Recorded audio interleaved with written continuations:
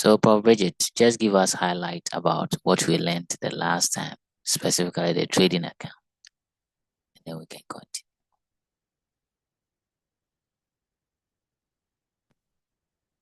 I think Bridget is not ready, so let me go to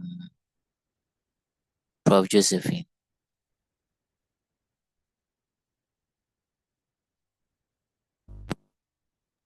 Sir, please, good morning. Morning, Josephine. Sir, please, so we said the reason why we prepare the trading account is to find the gross profit or the gross loss. Okay. Okay, so Josephine just gave a tip of the iceberg.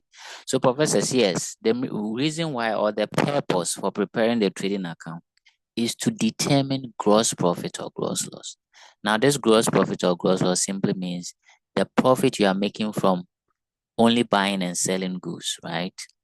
All other activities are not included, just the buying and selling, the trading. Now, we saw that it's similar to how we were able to calculate profit or loss during GHS time when you were given selling price and cost price, right? Just that here, the selling price will be referred to as net sales and the cost price will be referred to as cost of sales. However, we put this in a format form, okay? Yeah, accounting is, a standard base um, um, area. So we have a standard format to present this trading account. And so we went through the format and I want to believe professors appreciate it. So the first thing you have to look at is your net sales, right? Your net sales. That's what you look for. And that is your sales less returning was. And I think we all know what returning was is. Goods that you sold but has been returned back to you, the business. So that's how you get your net sales. Your total sales, you subtract or you less returning was. Now, for the cost of sales, I think we went through a series of steps before arriving at the cost of sales. But the first thing you start with your cost of sales is your opening stock. Your opening stock. And it makes sense. If you're a business and you are calculating your profit, you have to consider the stock you had previously. Okay. So your opening stock, very important. And then you add your net purchases. Okay. Your net purchases. But the net purchases is determined by doing this adjustment with carriage inwards and return outwards. Okay. And so when you add the net purchase to the opening stock, you get the cost of goods available. You less the closing stock, that gives you the cost of goods sold. And then you add on the trading expense or wages. So these are a few things we did, and I think we solved one question. And I gave you one to try as an assignment for which majority of you have not submitted. But I won't waste my time on it. Let's continue with the profit and loss account. The profit and loss account. Or better, so maybe professors want us to solve one question on the trading so that we can be clear in our minds. Let me get your views on that. Should we solve maybe just one question on the trading account so we can at least appreciate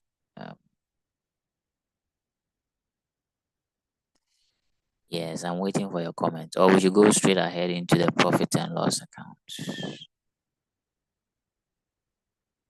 Okay, I have some hand up. Josephine, yes. What is your view? Sir, please, let's solve another question. Okay, so we should solve another question on the trading account. Great, great, great, great. Augustine, you said yes. Yes to what? Solving another question? Yes. Okay. Then in that Yes. case, consider the question you have here. And let me get this.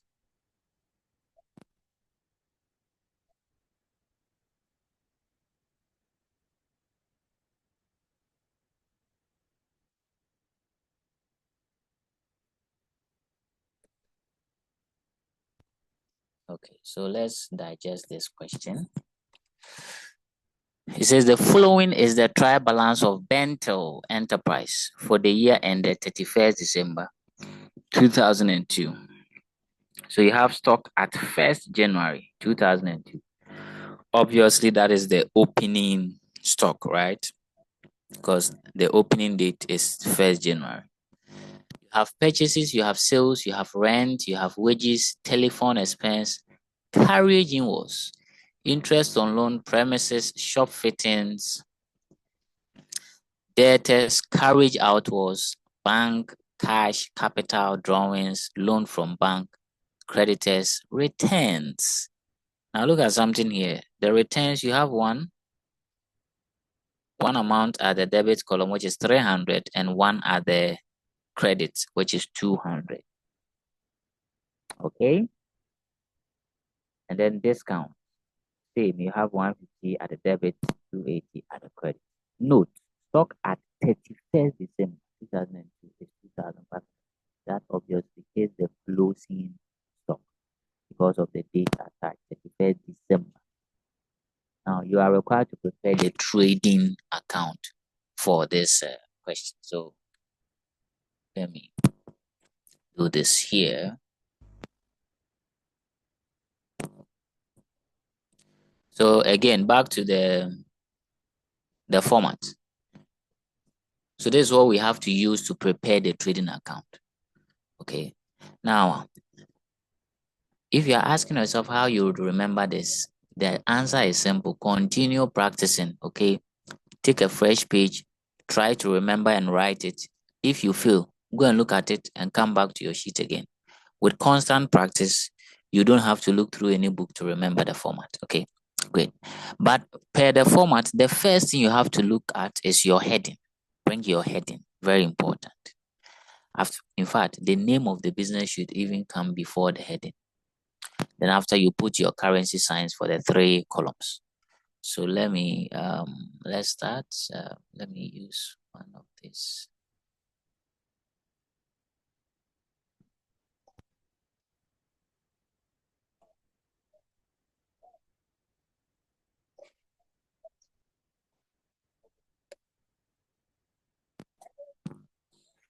Okay. So this relates to Bento. So the name of the business, very key in the books of Bentel Enterprise.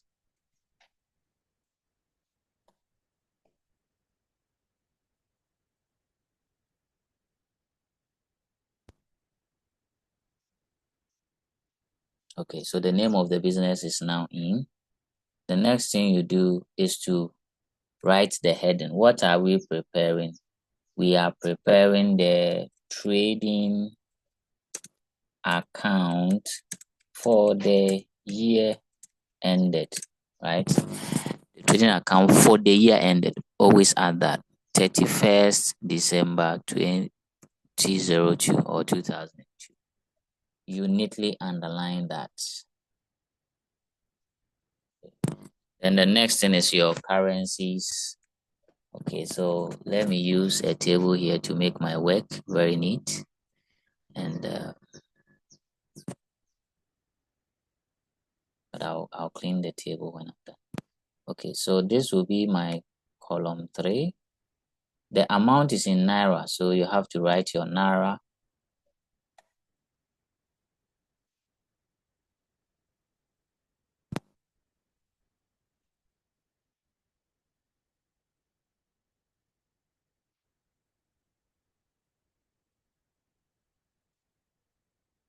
Okay, beautiful. So after you put in your currency, the next or the first thing you have to put in there is your sales per the format as you see here. Okay, so you go to the question and pick your sales figure. So professors, please, what is our sales figure? And here I'm going to be asking few people to give me the figures as and we'll move on. So Prof. Ethan, do we have Ethan here? Ethan, no. Yeah, Profession, yes, Profession. What is the sales figure when you look through the trial balance or the question?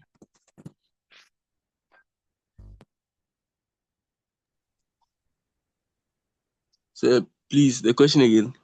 What is our sales figure? Do you see sales in the question, and how much is it? Say 9,000. Thank you very much. 9,000. So that's the first item we put here in our trading account, the sales, 9,000. Now, per the format, you have to subtract or less returns inwards. So you check the question if there is returns inwards, right? And who is going to check that for us? Do we have return inwards in the question? Austin Akoli. Austin, can you see return inwards in the question?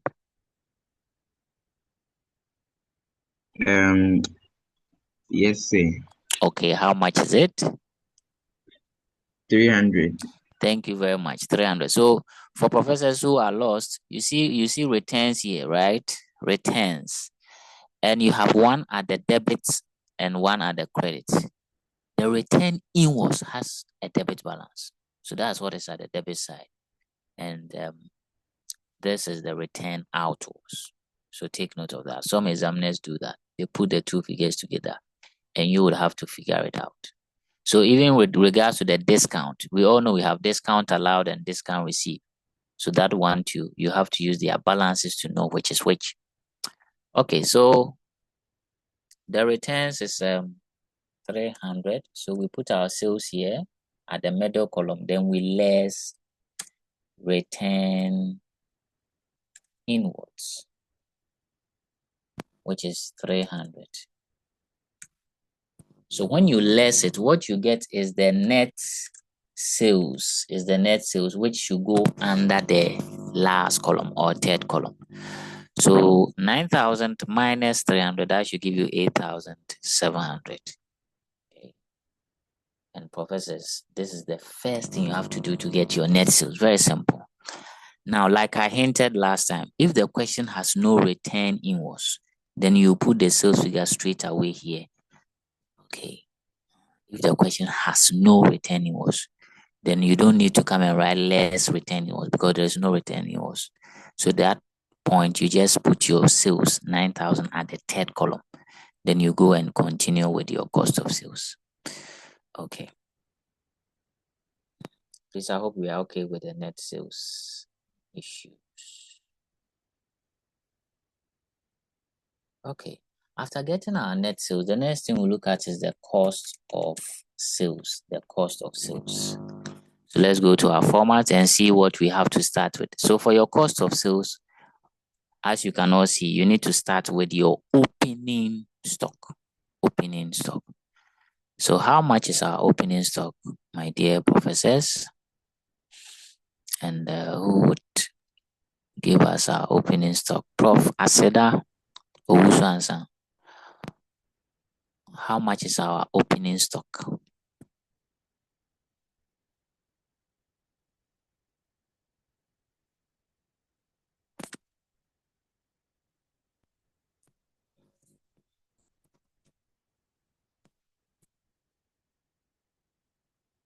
This opening stock is 5,000 naira.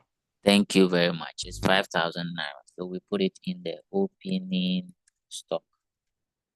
5,000 at the middle column or second column, right? Good.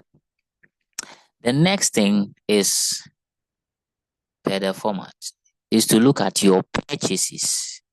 In fact, go and calculate your net purchases. So you look out for purchases, carriage inwards, and return outwards. Let's check the question if we have these things. And the answer is yes, we have purchases here. Let's check if we have return outwards. Yes, returns. The outwards is the one at the credits. What of carriage inwards? Yes, we also have carriage inwards here, right? So if you have carriage inwards and return outwards, then you need to go and, per the format, adjust it so that you get your net purchases. So look at where we put the purchases at the first column, then we add carriage inwards, less return outwards, and that will give you your net purchases. Okay. In practical terms, if you go to Melcom to purchase, let's say 20 televisions, that is your purchases, the price that you pay at Melcom. The carriage invoice is the transportation cost you incur to carry the 20 televisions to your shop. Okay, and it is a cost and you have to add it. That's why we are adding that transportation cost to our purchases. Now, if you go to your shop and you realize that one of the television is malfunctioning, so you have to take it back to Melcom, that is the return outwards. Okay, and when you return it to Melcom, you have to subtract it from your purchases. So you purchase 20 and you have returned out 1. So you have to less the return outwards, and that's how come we are lessing return outwards and adding carriage inwards to get net purchases. Okay, so let's put it in there.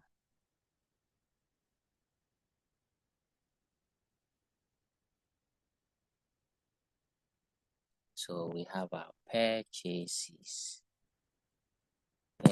which is 2,000 naira. Then we add carriage inwards, which is 150. Then we less return outwards, which is 200. So when we do that, we'll get the net purchases. So the net purchases will come under your opening stock. You see it? So 2,000, when you add 150, that will be 2,150. When you subtract 200, professors, what are you getting? I think 1,950. Please confirm the figures for me. Yes, please. Yes, please. Great. Oh, nice. I love the response. It means my professors are following. So when you get the net purchases, you see, you now add it to the opening stock. Okay.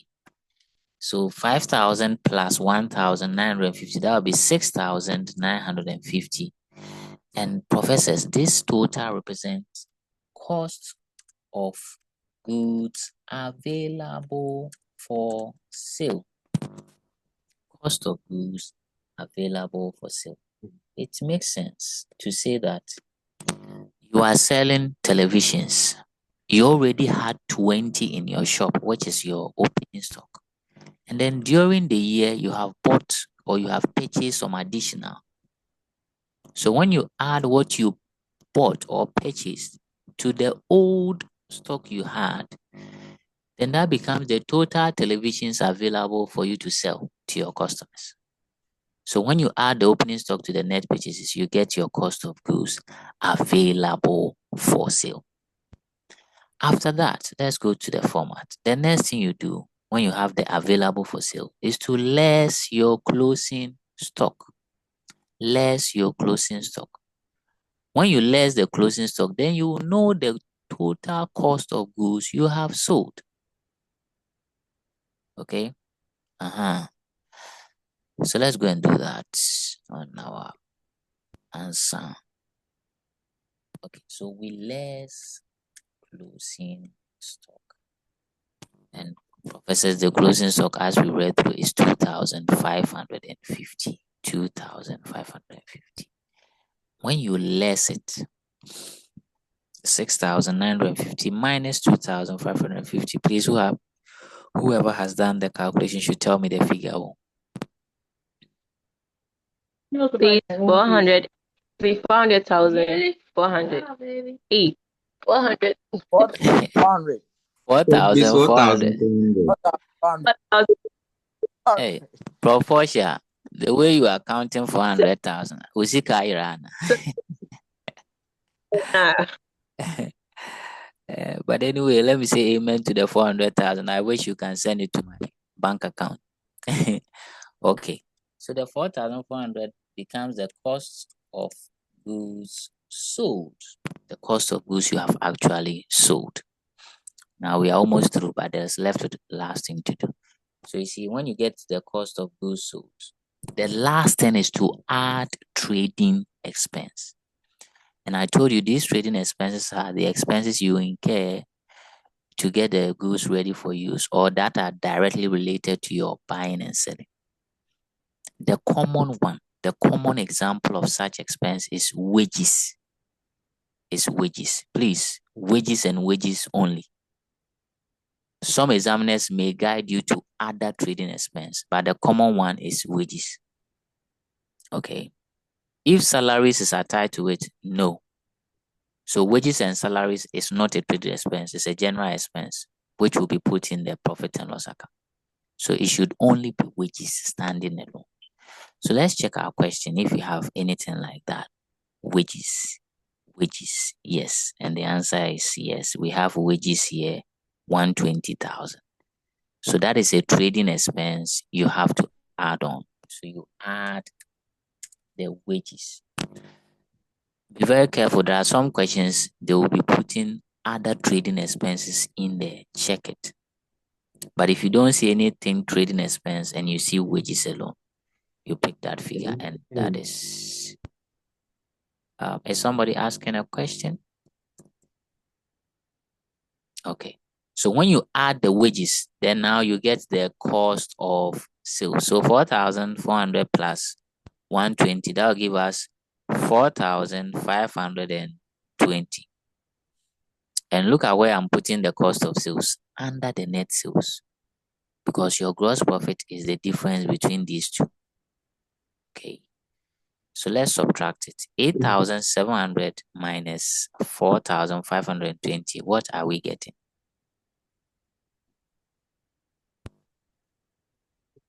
So please, 820. Yeah. That is 4,180. No, sir, no. I think Portia's money is missing, though. The way so is 4,100.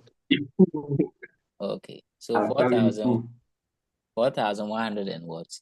80. And professors, is this a profit or a loss? Is this a profit or a loss? Profit. Profit.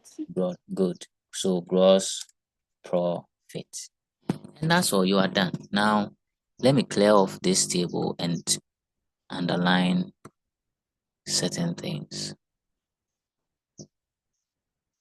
So you see, it's very simple for you to prepare your trading account without any issue.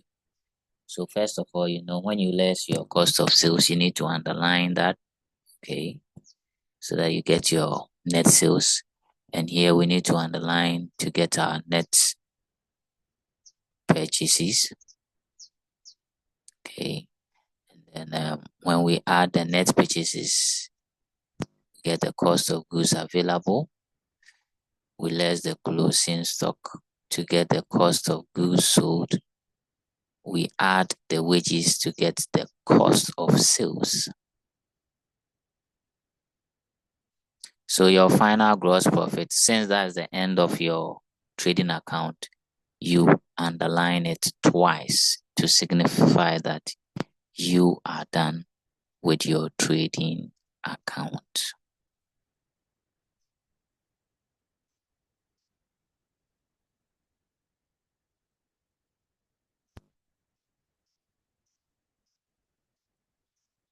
Okay, so there we have it, our trading account, beautifully. Okay, so Prof. Fifi, this is your trading account. So you just have to pay attention to the items you would need to prepare the trading account. Now, there are some questions, some of the items will not be available. If it is not available, you don't put it there, right? Okay, any question?